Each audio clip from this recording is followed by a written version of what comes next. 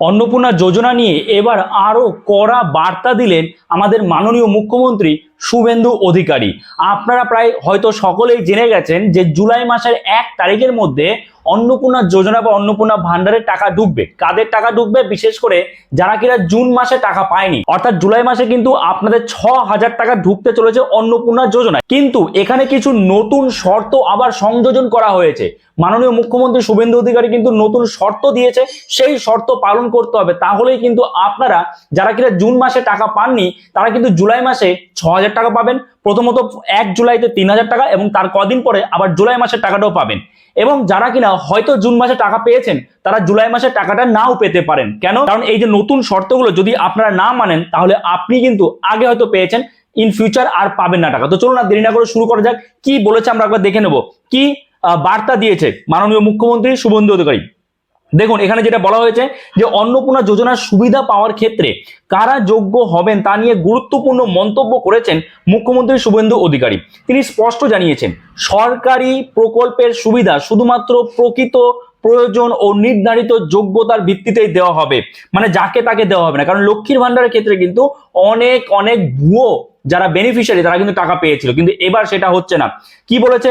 যোজনার আবেদনপত্রে 12টি পাতা রয়েছে মোট, এর মধ্যে 9 নম্বর পাতায় সামাজিক মর্যাদা ও নির্ভরশীল ব্যক্তিদের সংক্রান্ত তথ্য চাওয়া হয়েছে। সেখানে পরিবারের স্কুল পড়ুয়া শিশুদের বিস্তারিত তথ্য দিতে হবে। স্কুল পড়ুয়া শিশুদের বিস্তারিত তথ্য দিতে হবে, যেমন পরিবারে কতজন শিশু রয়েছে, তাদের নাম, তারা কোন বিদ্যালয়ে পড়াশোনা করে, বিদ্যালয়টি সরকারি নাকি সরকার পোষিত নাকি বেসরকারি নাকি মাদ্রাসা, কিংবা তারা কোন শ্রেণীতে অধ্যয়নরত, এই সব তথ্য কিন্তু উল্লেখ করতে হবে। পাশাপাশি শিশুদের টিকাকরণ সম্পূর্ণ হয়েছে কিনা সেই তথ্যও কিন্তু জানতে চাওয়া হয়েছে, সেগুলো জানাতে হবে আপনাদের।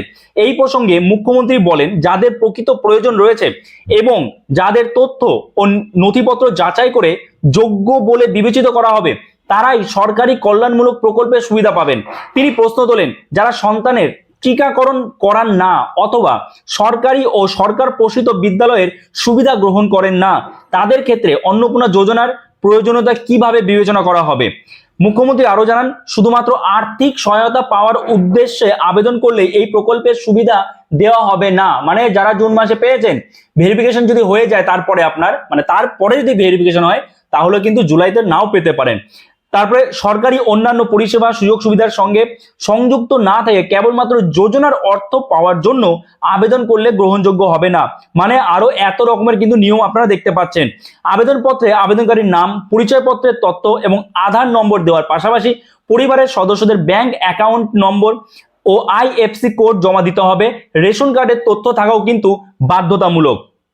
এছাড়া পরিবারের সদস্যদের স্বাস্থ্য বীমা থাকলে তার বিবরণ, পরিবারের সদস্যদের কর্মসংস্থানের তথ্য, ব্যক্তিগত বা পারিবারিক কোনো গাড়ির মালিকানা আছে কিনা, পাকা বাড়ি আছে কিনা এবং কতগুলি রয়েছে, এইসব তথ্য কিন্তু সবই উল্লেখ করতে হবে।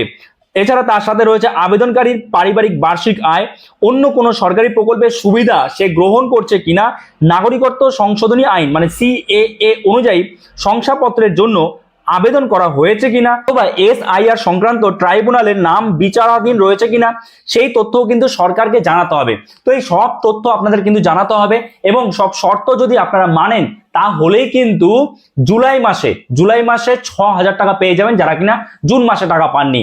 আর যারা জুন মাসে অলরেডি টাকা পেয়েছেন তারা জুলাই মাসে 3,000 টাকা পাবেন। এইবার দেখা গেল নতুন যে শর্তগুলো এসছে, যেমন ধরুন সরকারি স্কুল বা বেসরকারি স্কুল, সরকারি অনুমোদনকৃত এরকম স্কুলে যদি আপনার বাচ্চারা পড়াশোনা করে তাহলে কোনো সমস্যা নেই, কিন্তু সরকার অনুমোদন দেয়নি এমন স্কুলে পড়াশোনা করছে তাহলে কিন্তু সমস্যা হতে পারে। এবং তার সাথে সাথে যারা যারা সন্তানদের টিকাকরণ করাননি তাদেরও কিন্তু আগামীতে টাকা পেতে সমস্যা হবে। ওকে, সো যে শর্তগুলো বললাম নিশ্চয়ই আপনারা বুঝতে পেরেছেন।